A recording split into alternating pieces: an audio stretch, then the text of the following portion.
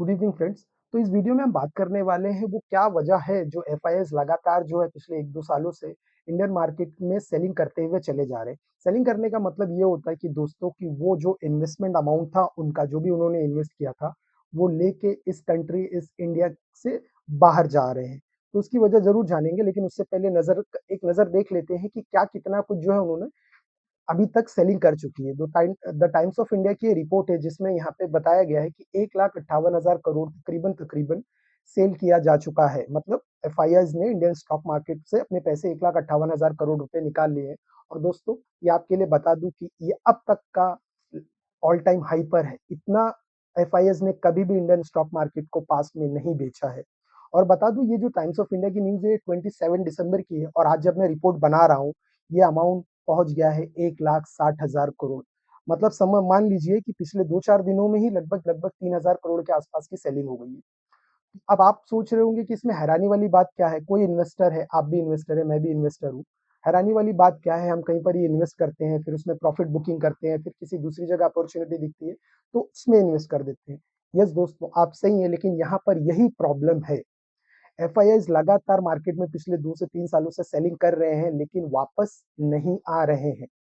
तो इस वीडियो में हम यही बात करने वाले हैं कि वो क्या रीजन है जिसकी वजह से जो एफआईआई जो है वापस रिटर्न नहीं आ रहे। तो आगे आगे वीडियो में आगे बढ़ते हैं। आगे बढ़ने से पहले जरूर हमारे चैनल को सब्सक्राइब कर लीजिए, वीडियो को लाइक कर लीजिए। इसी तरह की एजुकेशनल इन्फॉर्मेशन हम चैनल के थ्रू शेयर करते रहते हैं। तो वो बात करने से पहले वो सेल क्यों कर रहे हैं, इस बारे में एक नजर जरूर डालना चाहेंगे दोस्तों, कि साल 2014 से लेके अब तक का ये एफआईएस का डेटा है। तो आप देख लीजिए यहाँ पे 2014, 2015, 16, 17, एक चीज नोटिस करेंगे आप कि 2018 में 34,000 करोड़ का सेल किया उन लोगों ने, इसी तरह अभी की तरह। और फिर 2019 में वापस उससे डबल अमाउंट से इन्वेस्टमेंट किया। फिर ये नॉर्मल रहा, फिर हमारा कोविड आ गया, उन्हें अच्छी खासी अपॉर्चुनिटी दिखी क्योंकि चाइना में लॉकडाउन जो है काफी ज्यादा टाइम तक चल रहा था, काफी ज्यादा टाइम तक रहा। इसके लिए उनको इंडिया की मार्केट सस्ती दिखी, अपॉर्चुनिटी दिखी, तो उन्होंने यहाँ पे इन्वेस्टमेंट किया।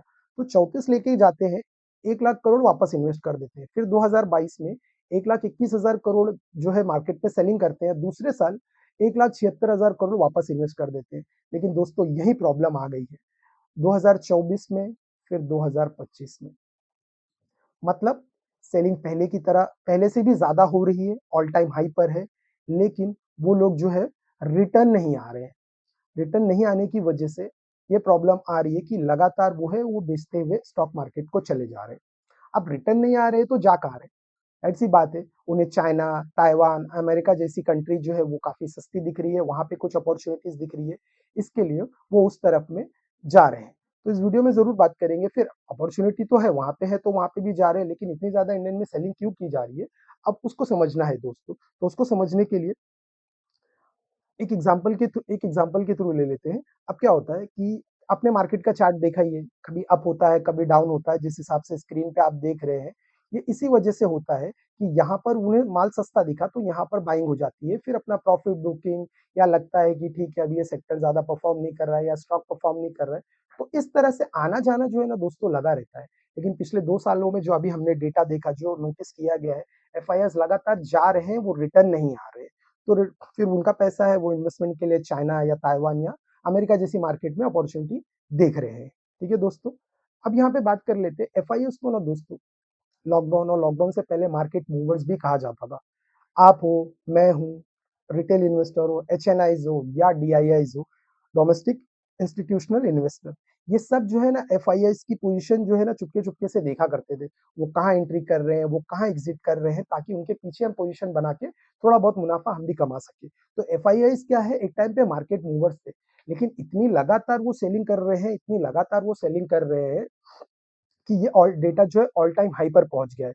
तो मतलब अब वो मार्केट मूव नहीं कर पा रहे। उन्होंने जो भी बेच रहे हैं, डीआईआईज और हम जैसे रिटेल इन्वेस्टर, ये जो निफ्टी को इस वक्त में 24-25 हजार के आसपास में होल्ड होके रही है। लेकिन दोस्तों, ये लॉन्ग टर्म सोल्यूशन नहीं होता है, ये सिर्फ शॉर्ट टर्म सोल्यूशन होता है। जरूर इसके बारे में एक वीडियो बनाने वाले हैं, जहां पे जापान में 1990 में मार्केट जो उनका जापान का इंडेक्स मार्केट था, तकरीबन 7 से 70% क्रैश हो गया था। तो चैनल को सब्सक्राइब कर लीजिए। अगली वीडियो जो होगी वो जापान के 1990 के क्रैश के बारे में आने वाली है। आइए अब इस टॉपिक पे वापस आते हैं। तो क्या होता है ना दोस्तों, एक एग्जांपल के थ्रू समझने की कोशिश करते हैं कि एग्जैक्टली वो जा तो रहे हैं, लेकिन वापस क्यों नहीं आ रहे, रिटर्न क्यों नहीं आ रहे। वो है दोस्तों लॉन्ग टर्म कैपिटल गेन। ये थोड़ा-सा उन्हें ज़्यादा परेशान कर रहा है। अब इसको एक एग्ज़ाम्पल के तौर पे हम एग्ज़ाम्पल के थ्रू हम समझने की कोशिश करेंगे दोस्तों, कि एग्ज़ैक्टली में ये जो है ये प्रॉब्लम कैसे आ रही है और ये नया क्या हो रहा है यहाँ पे। दोस्तों, मान लीजिए एग्ज़ाम्पल के तौर पे 1 करोड़ का इन्वेस्टमेंट करता है एफआईआईज़ अपने इंडियन स्टॉक मार्केट में, ठीक है? इन्वेस्टमेंट ही इनकी देख लीजिए 1,58,000 1,60,000 करोड़ के आसपास है। जस्ट फॉर एग्ज़ाम्पल ताकि हमारा कैलकुलेशन ईज़ी हो और आपको सिंपल शब्दों में ये समझाया जा सके। तो 1 करोड़ के आसपास से अगर हमारा ये इंडियन एवरेज मार्केट जो है वो 12 से 13% का चल रहा है। तो फिलहाल इस बारे में हम 10 से 12% होता है, 12% लेके चलते हैं, तो उनको जो प्रॉफिट अर्न हुआ है वो 12 लाख रुपए के आसपास हुआ है इस 1 करोड़ पे। ठीक है दोस्तों? तो उनका इन्वेस्टमेंट बन गया 1 करोड़ 12 लाख रुपए। प्रॉब्लम यहाँ आ जाती है कैपिटल गेन टैक्स, जो लगातार दोस्तों इंडिया में बढ़ता जा रहा है। पहले वो 0 था, उसके बाद 10% हुआ और अब तकरीबन 12% के आसपास हो रहा है। और कैपिटल लॉन्ग टर्म टैक्स जो है वो 1 साल से होल्डिंग पे ज़्यादा लगता है। अगर इन्वेस्टर ने, आप में या एफआईआईज़ ने 1 साल के अंदर ही अगर उसको अमाउंट को इन्वेस्ट करके निकाल लिया होगा और वो अमाउंट सवा लाख के आस से ज़्यादा होगी, ये लॉन्ग टर्म के लिए, शॉर्ट टर्म में तो फिक्स्ड है 20% का चार्ज हो जाता है। तो सवा लाख तक फ्री है क्या लॉन्ग टर्म कैपिटल गेन में भी, लेकिन उसके ऊपर 12.5% के आसपास में आपको टैक्स पे करना होता है इंडियन गवर्नमेंट को, ठीक है? अब इन्वेस्टमेंट आपका बन जाता है, एफआईएस का बन जाता है 1 करोड़ 12 लाख रुपए। अब इस 12 लाख रुपए पे 12% का टैक्स हो जाएगा, 12.5%। तो ये अमाउंट निकल के आती है लगभग 1.5 लाख रुपए। तो मतलब अब जो है प्रॉब्लम ये हो गई कि इस 1 करोड़ पे ये तकरीबन 1 से 1.5% है। तो यहाँ पे जो उन्हें हम यहाँ पे पकड़ के चल रहे थे कि 12% का रिटर्न ऑन इक्विटी मिला है, एग्ज़ैक्टली अब वो 11% से रह गया है। ठीक है दोस्तों, तो ये तो आम बात है, नॉर्मल सी बात है। वैसे ये ज़्यादा है, बाकी अगर कंट्रीज़ में आप चाइना, ताइवान, अमेरिका कंट्री में देखते हैं तो 0% होता है। इसकी वजह से क्या होता है, एफआईएस थोड़ा ज़्यादा अट्रैक्ट होते हैं उनकी तरफ में। अब मेन प्रॉब्लम कहाँ पर आ रही है? ये 1.5 लाख रुपए तो समझ में आया, लेकिन उनका अमाउंट तो 1,60,000 करोड़ के आसपास में है। अगली प्रॉब्लम दोस्तों आती है हमारी करेंसी की वजह से। आप देख लीजिए लगातार जो है ये यहाँ पे करेंसी हमारी पिछले 4 से 5 सालों पे लगातार करेंसी जो है वो गिरती हुई चली जा रही है। इसका इसका डिटेल एनालिसिस हमने हमारी प्रीवियस वीडियो में किया हुआ है, उसका लिंक जो है मैं डिस्क्रिप्शन बॉक्स में डाल दूँगा। ज़रूर देखिए, उससे एक बेसिक इन्फॉर्मेशन आइडिया मिल जाएगा आपको डिटेल कि एग्ज़ैक्टली वो करेंसी क्यों लगातार गिरती चली जा रही है, क्यों रुपया इतना डॉलर के मुकाबले कमज़ोर हो रहा है। तो सिर्फ अभी जो हमने पास्ट में एग्ज़ाम्पल लिया था 1 करोड़ का, ये जो एग्ज़ाम्पल हमने अभी लिया है, ये पिछले 1 साल के हिसाब से लिया हुआ है, साढ़े 12% के आसपास से। तो यहाँ पर भी दोस्तों 1 साल का डेटा देखते हैं, तो आप देख लीजिए 1 साल पहले यहाँ पे ₹82 का भाव चल रहा था इंडियन करेंसी का, और आज तकरीबन जो है ₹90 के आसपास में हाई लगा चुका है। तो दोस्तों जब उन्होंने इन्वेस्ट किया था 2024 में, पिछले ठीक 1 साल पहले, 12 महीने पहले, तो एक $1 को खरीदने के लिए उन्हें ₹82 देना पड़ रहा था, लेकिन आज जो है $1 को खरीदने के लिए ₹90 देना पड़ रहा है। तो समझ लीजिए 8 से 10% का इंक्रीमेंट उनमें यहाँ पर भी हो गया है। तो पहले ही उनको लॉन्ग टर्म कैपिटल गेन की वजह से 1 डेढ़ परसेंट का प्रॉब्लम हो ही चुका था। 10-12% के आसपास का है उनको जो प्रॉफिट मिला था मार्केट से, इंडिया मार्केट से, उसके बाद से long term capital gain tax पे करने के बाद से उनके इन्वेस्टमेंट पे 1 से 1.5% का फ़र्क आ गया। एक तो 1 डेढ़ परसेंट तो इनके इन्वेस्टमेंट में आया, 12.5% तो वो ऑलरेडी दे चुके हैं जो उन्होंने प्रॉफिट अर्न किया है। तो क्या हो गया ना उसके बाद से दोस्तों, उसमें प्रॉब्लम ये आ गई थी कि अब आप समझ लीजिए कि जो 1 लाख 1 करोड़ 12 लाख रुपए बचे, उसमें से 10% और भी माइनस कर दीजिए। 1%, 1 डेढ़ परसेंट, 12.5% के हिसाब से टैक्स ले गई सरकार। अब ये रुपए की लगातार गिरावट होने की वजह से 8-10% का यहाँ भी नुकसान हुआ होगा। तो अगर आप नेट-नेट में कैलकुलेट करने जाएँगे, तो उनका जो कैपिटल 1 साल के बाद 1 करोड़ ही रहा या 1 करोड़ से कम रहा। 1 करोड़ से कम कैसे होगा? रीज़न आपकी स्क्रीन पर है, इन्फ्लेशन। 1 साल में 4 से 5% का इन्फ्लेशन भी हुआ होगा दोस्तों। तो 1 करोड़ जब पिछले साल इन्वेस्ट किया था, तो इस साल तक 4% से के आसपास भी मान के चलते हैं, कम से कम में, तो भी 4% के आसपास में। इसलिए मैं कह रहा था दोस्तों कि उनका जो 1 करोड़ का इन्वेस्टमेंट है, जो हमने एग्ज़ाम्पल के तौर पे लिया था, वो भी नेगेटिव में चला गया है इस कैलकुलेशन के हिसाब से।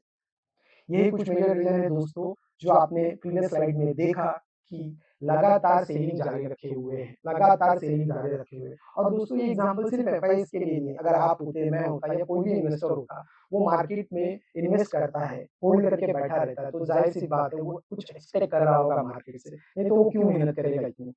कुछ तो एक्सपेक्ट कर रहा होगा, 10%, 12%, 15%, लेकिन इस वक़्त में पिछले 2 से 3 सालों में जो रिटर्न है, करेंसी गिरने की वजह से, इंडियन मार्केट का अच्छा परफ़ॉर्म ना करने की वजह से लगभग-लगभग जो है वो गेन जो है वो एकदम स्टेबल या तो मतलब जितना डाला था उतना ही रह गया है या तो वो लगभग जो है वो माइनस में माइनस में चला गया है। ठीक है दोस्तों, अब आगे बढ़ते हैं। अब प्रॉब्लम क्या हो गई है, यहाँ से तो वो लोग जा रहे हैं, तो उन्हें अपॉर्च्युनिटी दिखी है चाइना, ताइवान, अमेरिका जैसे में। क्यों? क्योंकि वहाँ पे कैपिटल टाइम गेन टैक्स 0 है और चाइना की क करेंसी भी स्टेबल है। इसकी वजह से दोस्तों लगातार जो है एफआईआई जो इंडियन मार्केट में सेल करते हुए चला जा रहा है। ये बताना बहुत मुश्किल होगा कि ये सेलिंग कब रुकेगी।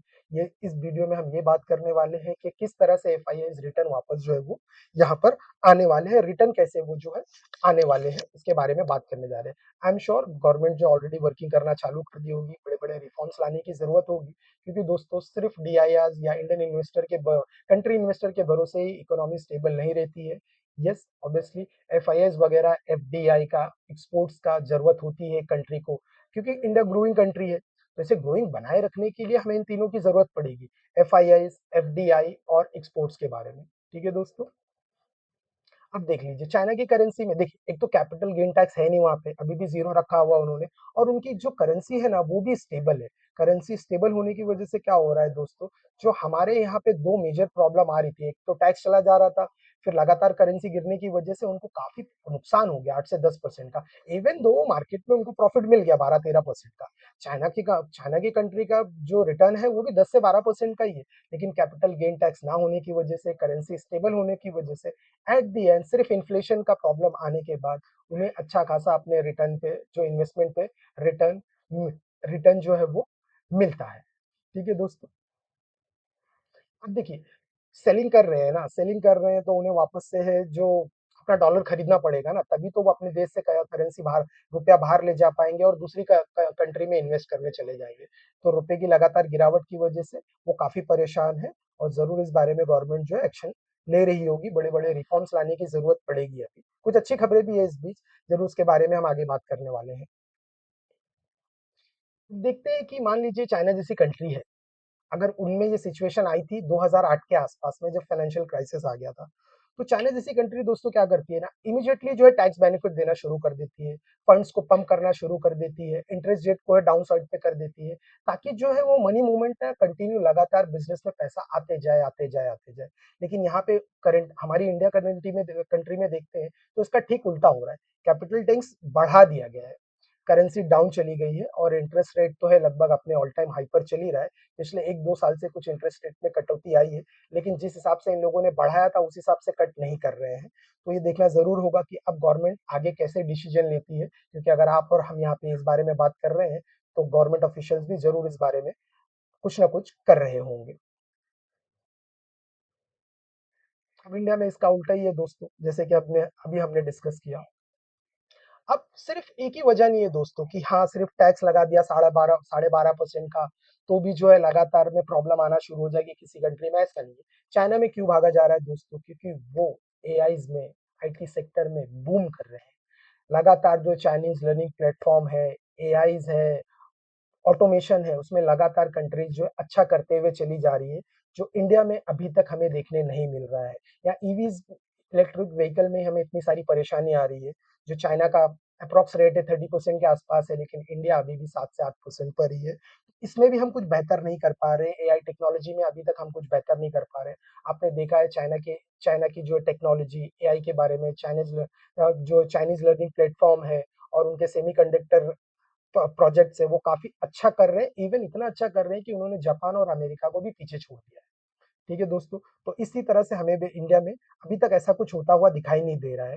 तो कैपिटल गेन टैक्स की प्रॉब्लम थी, रुपया गिरता ही चला जा रहा था और कंट्री भी कुछ अच्छा नहीं कर पा रही है, उस सेक्टर में जिस सेक्टर में पूरे वर्ल्ड में धूम मची हुई है, एआई सेक्टर में। इसमें भी हम कुछ अच्छा नहीं कर पा रहे हैं। एक सर्विस प्रोवाइडर के थ्रू हम आईटी सेक्टर में कुछ अच्छा बहुत कर रहे हैं, लेकिन उससे से काम नहीं होगा क्योंकि अगर आप जो है चाइना की आईटी मार्केट देखते हैं या अमेरिका की आईटी मार्केट देखते हैं, वो लगातार ग्रो हो रही है, लेकिन हमारे इंडियन आईटी सेक्टर का हाल तो आप देख ही पा रहे हैं। आप देख ही रहे होंगे स्टॉक मार्केट। ठीक है दोस्तों? अब एआई में अच्छा कर रहे हैं, सेमीकंडक्टर में अच्छा कर रहे हैं, उसके अच्छा करने का ये एग्ज़ाम्पल ये है दोस्तों ना कि एक एक कंपनी है हुआहोंग सेमीकंडक्टर्स, उसका रिटर्न देख लीजिए दोस्तों, 21% के आसपास में है। अगर इससे कंपेयर करेंगे हमारे IT sector, Indian IT sector का ना, वो तकरीबन नेगेटिव में चला गया है। दूसरी एक कंपनी और है, ये ऑटोमेशन में काम करती है वहाँ पे, नैनजिंग ऑटोमेशन, इसका देख लीजिए दोस्तों, 23% के आसपास में है। तो हो सकता है इन्वेस्टर को, जो एफआईआईज है, उनको अपॉर्चुनिटी दिख रही है चाइना जैसी कंट्री में, शायद अब वो चाइना में, क्योंकि रिटर्न तो लगभग सेम है, 10 से 12% का, लेकिन ग्रोइंग इकोनॉमी है और बढ़ती हुई चली जा रही है, उनका एक्सपोर्ट्स अच्छा है, एफडीआईज अच्छा है। एफआईआईज भी अब हमारे यहाँ से जा रहे होंगे, तो मोस्टली एक्चुअली क्या, एफआईआईज तो अपॉर्चुनिटी ढूंढते रहते हैं। अभी वो फिलहाल इंडिया में हालात इतने ज्यादा खराब है कि इंडिया में अपॉर्चुनिटी ढूंढ भी नहीं रहे, क्योंकि एक्चुअली हम किसी सेक्टर में भी अच्छा नहीं कर पा रहे, इसकी वजह से दोस्तों। अब यहाँ पे देख लीजिए, ये द इकोनॉमी टाइम्स की एक रिपोर्ट है, जो रिपोर्ट पब्लिश हुई थी पिछले हफ्ते। इसमें बताया गया है कि Indian stock market over valued भी हो गया है। अगर कुछ चुनिंदा कंपनीज को मैं निफ्टी 50 सेक्टर से निकाल दूं, जिनका प्रॉफिट मतलब जिनकी प्रॉफिट मार्जिन अच्छा है, तो बाकी सब जो है 2-5% से ग्रो कर रहे हैं, लेकिन इंडियन स्टॉक मार्केट जो है वो, उसका पी तकरीबन जो है 20, फिर मिड कैप का 34 और स्मॉल कैप का 32 के आसपास में है। तो एक फंड मैनेजर ने अभी कमेंट किया था, रील्स काफी वायरल हो गई थी, और काफी सारे फंड मैनेजर्स ने ऑलरेडी काफी 1-2 सालों से ही बता रहे हैं कि ये जो मार्केट जो ओवर वैल्यूड हो गया होगा। तो एफआईएस को मार्केट भी ओवर वैल्यूज लग रहा है, हम ऑलरेडी किसी भी सेक्टर में अच्छा कुछ खास कर नहीं रहे हैं, इसकी वजह से जो एफआईएस का भरोसा हो सकता है उठ गया हो दोस्तों। इसके वजह से वो किसी अदर कंट्रीज में, लाइक ताइवान, अमेरिका, जापान, या तो चाइनीज कंपनी में कुछ अपॉर्चुनिटी ढूंढने की जरूर से कोशिश कर रहे हैं। ठीक है, क्योंकि इन्वेस्टर का सिंपल सा ख्याल है, आप हो या मैं हूं या एफआईआई से, सस्ता बेचो महंगा खरीद, सस्ते सस्ते को खरीद लो और महंगे को बेच दो। तो ओवर वैल्यूड होने की वजह से इंडियन स्टॉक मार्केट में लगातार जो है वो सेलिंग का प्रेशर बना हुआ है, लगातार वो सेल करते जा रहे हैं। अब देखना ये है कि एफआईआई रिटर्न कैसे आते हैं, गवर्नमेंट इसमें क्या रिफॉर्म्स लाने वाली है, इसके बारे में बात करें, इसके बारे में देखना जरूरी होगा। अब देखिए, एफडीआई में हम अच्छा नहीं कर पा रहे हैं, एफआईएस भी लगातार छोड़ के चले जा रहे हैं, और एक्सपोर्ट्स में भी दोस्तों हम अच्छा नहीं कर पा रहे हैं। इक्का दुक्की कंट्री में हम एक्सपोर्ट कर रहे थे, अमेरिका जैसी कंपनी में उसने भी 50% का टैरिफ अभी भी एक्टिवेट है।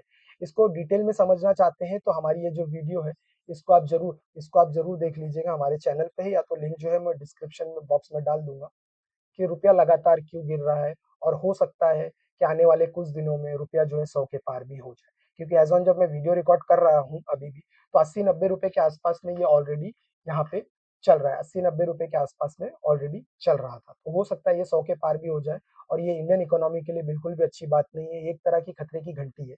ठीक है दोस्तों, हम फॉरेक्स रिजर्व के बारे में बात कर सकते हैं। यस, आफ्टर इस वीडियो जरूर कुछ लोग कमेंट करने वाले होंगे कि चाइना का फॉरेक्स रिजर्व बहुत अच्छा है, ऐसा है वैसा है, लेकिन दोस्तों एक बार बता दूं, एक बात यहाँ पे भी बता दूं, सिर्फ और सिर्फ कोई भी कंट्री फॉरेक्स रिजर्व के बेस पे ही अपनी इकोनॉमी, अपनी कंट्री को स्टेबल नहीं रख सकती है। एफआईआई, एफडीआई और एक्सपोर्ट पे फोकस होना बहुत जरूरी होता है किसी भी कंट्री को ग्रो करने के लिए, लगातार ग्रो करने के लिए ये सब चीजें जरूरी होती है। इंडिया का भी फॉरेक्स बढ़ रहा है, लेकिन उस हिसाब से नहीं बढ़ रहा है जिस हिसाब से एग्जैक्टली ये बढ़ना चाहिए था। 3 बिलियन डॉलर से $696 बिलियन हो गया है आज जब हम वीडियो रिकॉर्ड कर रहे हैं, लेकिन चाइना का तकरीबन $3 ट्रिलियन है दोस्तों। ये भी एक रीजन हो सकता है एफआईएस को अट्रैक्ट करने के लिए चाइनीज कंट्री में, ये भी एक रीजन हो सकता है। तो हमारे पास अभी जो भी अभी डेटा किया, या प्रीवियस वीडियो में हमने जो भी एनालिसिस किया था करेंसी वगैरह के बारे में, उसमें लगभग लगभग हम किसी भी सेक्टर में अच्छा नहीं कर रहे हैं। हालात लगभग खराब ही होते चले जा रहे हैं पिछले 2 से 3 सालों से। करेंसी का गिरना, एफडीआई का इनफ्लो जो आता आया है $81 बिलियन का था, वो भी लगातार स्टेबल है, उसे भी बढ़ना चाहिए, क्योंकि लगातार अगर ग्रोइंग है तो इन्वेस्टमेंट जो है बढ़ते रहना, लगातार बढ़ते रहना पड़ेगा। कब तक का जो डोमेस्टिक इंस्टीट्यूशनल इन्वेस्टर सपोर्ट कर पाएंगे, कभी तक, जिस दिन भी इसके लिए हो सकता है मार्केट में एक अलार्म भी बज रहा है, आप चर्चा में सुन भी रहे हैं, क्या इंडियन मार्केट जो है लगभग क्रैश होने वाली है, या बहुत बड़ा कुछ करेक्शन आने वाला है दोस्तों। तो हम सेबी रजिस्टर्ड एनालिसिस नहीं है, तो इसलिए इस बारे में अभी कोई कमेंट करना बहुत मुश्किल है। बट यस, इस वीडियो के थ्रू एक रिक्वेस्ट है, मार्केट में पोजीशन जो है छोटी से छोटी कर लीजिए, कम से कम रखने की कोशिश कीजिए। एक बार ये सब ठीक हो जाने दीजिए, फैब में जो है बजट है, देखते हैं, उम्मीद है कि गवर्नमेंट उसमें कुछ बड़े रिफॉर्म्स लाने वाली है। एक बार एफआईएस का इनफ्लो वापस आने लगता है, तो समझ लीजिएगा जो दोस्तों, फिर कोई प्रॉब्लम नहीं होगी। अभी एट प्रेजेंट इस मोमेंट पे कुछ भी इन्फॉर्मेशन देना थोड़ा सा जल्दी हो जाएगा, तो हमें जरूर वेट करना पड़ेगा। इस साल के बजट का जो फैब फर्स्ट को आने वाला होगा, लगभग उसी डेट पे ही आता है, और एफआईएस का इनफ्लो डेटा के थ्रू हमें मिलता रहेगा। तो चैनल पे बने रहिएगा, जैसे भी इसमें कोई फर्दर अपडेट आती रहती है, तो हम अपने चैनल के थ्रू जरूर उसको जो यहाँ से इन्फॉर्मेशन आपकी तरफ शेयर करते रहते हैं। ठीक है दोस्तों। अब जीके टुडे की एक रिपोर्ट देख लीजिए, इसमें देखिए ना कुछ अच्छी खबर आई हुई है, जैसे अभी हमने बात किया कि एक्सपोर्ट्स में भी हम कुछ बेहतर नहीं कर पा रहे हैं एक्सपोर्ट्स में।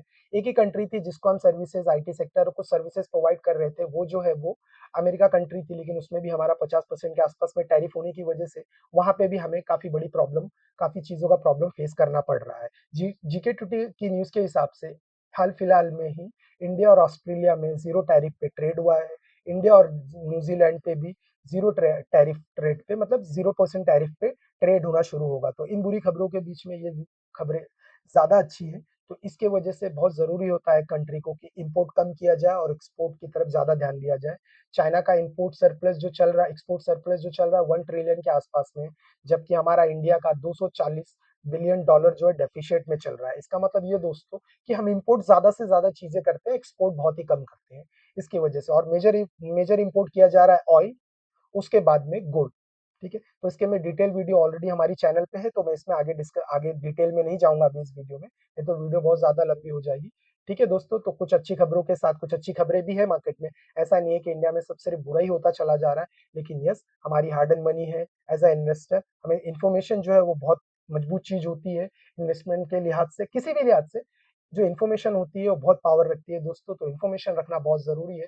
भले आप मार्केट में हो या ना हो, इन्फॉर्मेशन रहनी चाहिए। क्योंकि हम इस कंट्री में रहते हैं, तो इस कंट्री में क्या हो रहा है, क्या नहीं हो रहा है, क्या किया जा सकता है, उसके बारे में इन्फॉर्मेशन रखना बेहतर होता है। ठीक है दोस्तों? तो चलिए आगे मिलते हैं हमारी एजुकेशनल वीडियो में और मैं उम्मीद करता हूँ कि एफआई जल्दी से जल्दी वापस आ जाए। अगर आपके पास कोई सॉल्यूशन होगा, ज़रूर कमेंट में ड्रॉप कर दीजिए, कमेंट बॉक्स में ड्रॉप कर दीजिए ताकि उस पे वीडियो बना के हम गवर्नमेंट तक शेयर करने की कोशिश कर सकते हैं कि इस तरह से हम रिफॉर्म्स ला सकते हैं, इस तरह से किया जा सकता है। मेजर तो दोस्तों टैक्स ही है। आप एफआईएस का लॉन्ग टर्म कैपिटल गेन के बारे में जाने रहने भी देंगे, तो भी आम आदमी को भी टैक्स से बहुत ही ज़्यादा परेशान है। टैक्स वर्सेस सर्विसेज़ जो मिल रही है, उनकी हालत इंडिया में और भी ज़्यादा खराब होती चली जा रही है। तो ये देखना बहुत इम्पोर्टेंट होगा कि अब गवर्नमेंट इस पे कैसे रिएक्ट करेगी, क्या-क्या रिफॉर्म्स ला सकती है वो और किस तरह से वो एफआईएस, डीआर और एक्सपोर्ट के को अच्छा बना सकती है इंडिया में। ठीक है दोस्तों, इस वीडियो में इतना ही, मिलते हैं अपने एजुकेशनल वीडियो में। बाय।